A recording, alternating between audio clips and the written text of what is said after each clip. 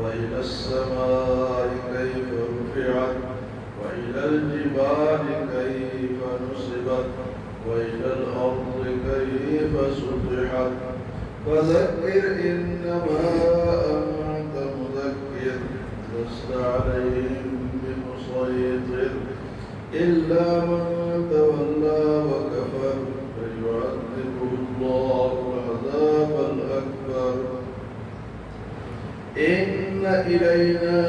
إيابهم ثم إن علينا حسابهم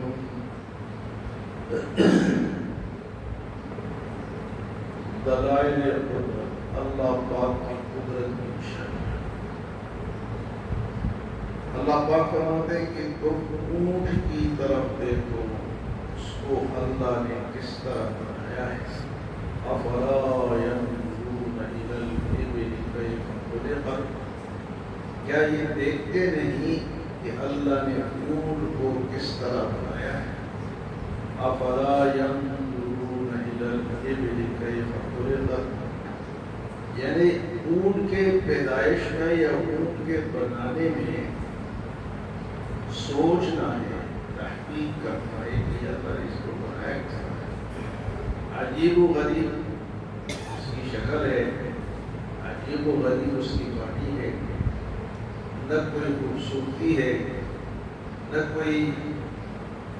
ایسی چیز اس کے اندر ہے بس بنا دی اللہ نے لیکن اس کے فائدے کتنے ہیں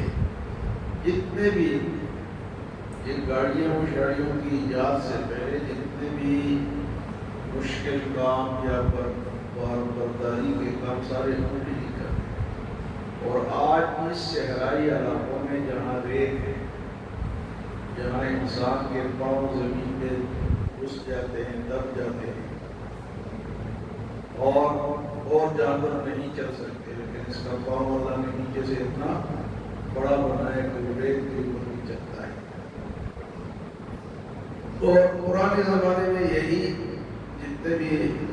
بار برداری کا کام تھا ان سے کیا جاتا آج بھی کچھ علاقوں میں کیا جاتا ہے پھر اونٹ کا گوشت بھی حلال ہے لوگ اس کو کھاتے بھی تھے اور ایک شریف جانور ہے بڑا اتنا ہے کہ اگر وہ بگڑ جائے تو قابو نہیں ہو سکتا لیکن شریف اتنا ہے کہ چھوٹے سے بچے جو ہے وہ اس کو نکیل ڈال کے اور آگے بچے چلتا ہے پیچھے کسی کو کچھ کہتا اور اس کی اور ایسی خوبیاں ہیں یہ صبر کرنے والا جو ہے صابر ہے اس کو 10 دن تک پانی نہ دو یہ اتارا کرتا ہے اور کوئی جھاڑیاں شاڑیاں بھی کھا لیتا ہے کانٹے بھی کھا لیتا ہے تو صابر شاکر ہے اور شریف انسان کے سامنے بے بس ہے اور کچھ اکڑ نہیں ہے اسے ایک چھوٹے بچے کے پیچھے 3-4 جانے لمبی لائن لگی ہوتی بچے نے پکڑا ہوتا ہے نکیل اور پیچھے چل رہے تو ایک جانور ہے فرمایا اس کو دیکھو اس کو کس نے بنایا ہے سوچو تو صحیح اللہ ایسی مخلوق پیدا کر سکتا ہے اور وہ کیا کیا بنا سکتا ہے فلا ينظرون إلى الإبل كيف خلقت جو خوبصورت بھی نہیں ہے ایک جانور ہے جو اللہ نے انسان کے فائدے کے لیے پیدا کیا ہے کہتے ہیں اونٹ رے اونٹ تیری کون سی کل سی تیرے جسم کا کون سا حصہ سیدھا ہے اونٹ رے اونٹ تیری کون سی کل سی اور یہ باغیرت اتنا ہے کہ اپنے مرضی سے یا اپنے ارادے سے ماں اور بہن جو اس کی ہوتی ہے اس کے ساتھ ملاپ باقی جانور بکرے کو دیکھو باقی اس میں یہ تو بے شمار خوبیاں خون کے اندر ہے اور بنایا کس نے اللہ نے افلا ينظرون الى الابل كيف خلقت دوسری دلیل فرمائے وَإِلَى السَّمَاءِ كَيْفَ رُفِعَتْ اور آسمان کے طرف دیکھو کہ اس کو اتنا بلند کس نے بنایا ہے اتنا بلند آسمان کب سے اور کب تک رہے گا؟ کوئی دوسرا آدمی اس طرح کوئی چھتری بنا سکتا ہے بغیر ستونوں کے، بغیر سہارے کے؟ اتنے بڑے آسمان کو بنایا کس نے بلند کیا ہے؟ وَإِلَى أَفَلَا يَنْظُرُونَ إِلَى الْإِبِلِ كَيْفَ خُلِقَتْ وَإِلَى السَّمَاءِ كَيْفَ رُفِعَتْ وَإِلَى الْجِبَالِ كَيْفَ نُصِبَتْ، اور یہ اونچے اونچے پہاڑوں کو کس نے کھڑا کیا ہے؟ دیکھو عجیب و غریب پہاڑ، بڑے بڑے پہاڑ۔ تو اس دور کے مطابق اللہ نے ان لوگوں کو توجہ دی، کیونکہ جب قرآن نازل ہو رہا تھا تو اونٹ وغیرہ تھے زیادہ، پہاڑ تھے، تو اللہ نے فرمایا کہ یہ جب اللہ بنا سکتا ہے تو تمہیں ایک دفعہ بار بار تو نہیں بنا سکتا ہے، جب قائم ہوگی اور تم دوبارہ بنو گے۔ تو دو چیزیں ہو گئی، فرمایا کہ اونٹ اور پہاڑ، اور تیسری چیز فرمایا وَإِلَى الْأَرْضِ كَيْفَ، اچھا آسمان، وَإِلَى السَّمَاءِ كَيْفَ رُفِعَتْ وَإِلَى الْجِبَالِ كَيْفَ نُصِبَتْ، آسمان کو دیکھو کس نے بلند کیا اور پہاڑوں کو کس نے اس کے اوپر کھڑا کیا، وَإِلَى الْأَرْضِ كَيْفَ سُطِحَتْ، اور زمین کی طرف دیکھو کس نے اس کو بچھایا ہے تمہارے لیے، بچھونا زمین، وَالسَّمَاءَ بَنَيْنَاهَا وَالْأَرْضَ فَرَشْنَاهَا، اللہ نے زمین کو تمہارے لیے فرش بنایا، اور ایسی زمین بنائی کہ نہ تو بالکل نرم کہ اس کے اوپر چلا ہی نہ جا سکے، اس کے اوپر کوئی مکان ہی نہ بن سکے۔ یہ نرم زمینیں بھی ہوتی نا کہ وہاں کھدائی کرو تو نیچے دھس جاتی ہے، اور نہ اتنی سخت کہ اس کے اندر تم جناب کاشتکاری بھی نہ کر سکتے، ایسی زمین اللہ نے بنا کے دی ہے۔ وَإِلَى الْأَرْضِ كَيْفَ سُطِحَتْ، اور زمین کی طرف دیکھو کہ اس کو اللہ نے کیسے بچھایا ہے۔ یہ اللہ کی قدرت کی نشانیاں ہیں، دلائل ہے۔ جو لوگ اس کو نہیں مانتے وہ پھر اللہ کو بھی نہیں مانتے۔ دیکھو سوچو، اللہ کو ماننے کی یہ چیز ہے۔ ارے جو وہاں پر کیونکہ سمندر یا دریا اس دور میں نہیں تھے تو اس کا ذکر نہیں، کہ ان کو کہتے جمنا اور گنگا اور جناب بحر اوقیانوس،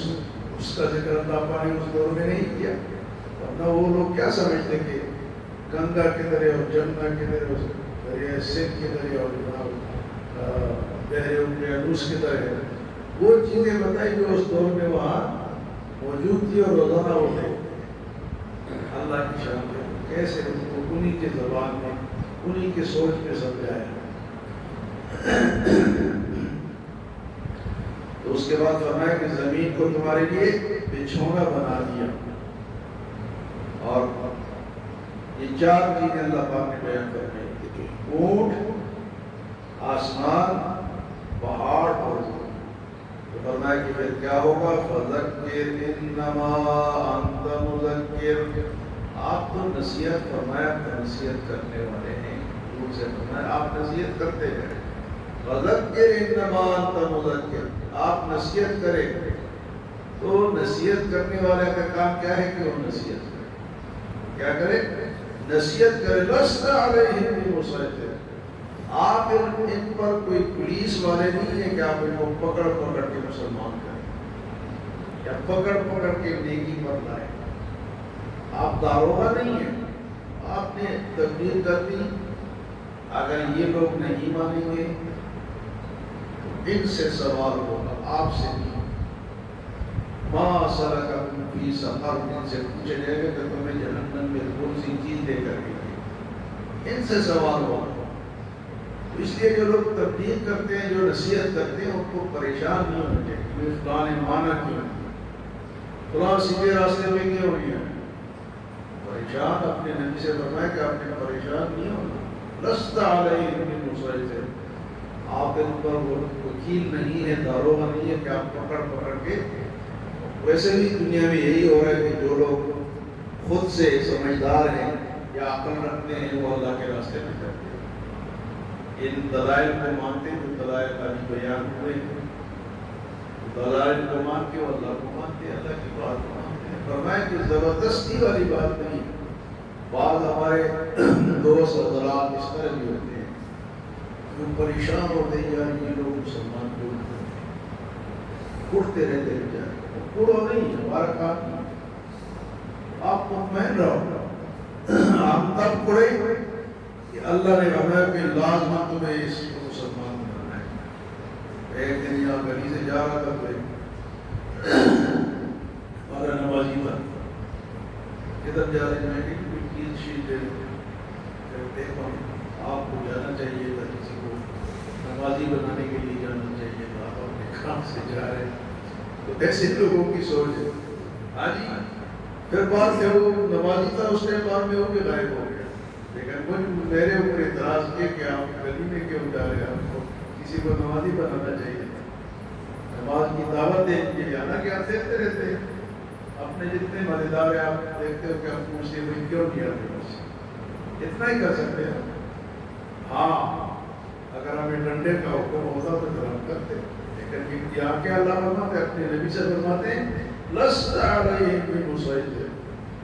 آپ اور حضور اڑتے بھی تھے، تو اس کے لیے اللہ نے ایک آگے سورۃ کہف میں فرمایا آپ اپنے آپ کو لوگوں کے لیے ہلاک کریں گے، اتنا سوچیں گے، آپ اپنے آپ کو ہلاک نہ کریں۔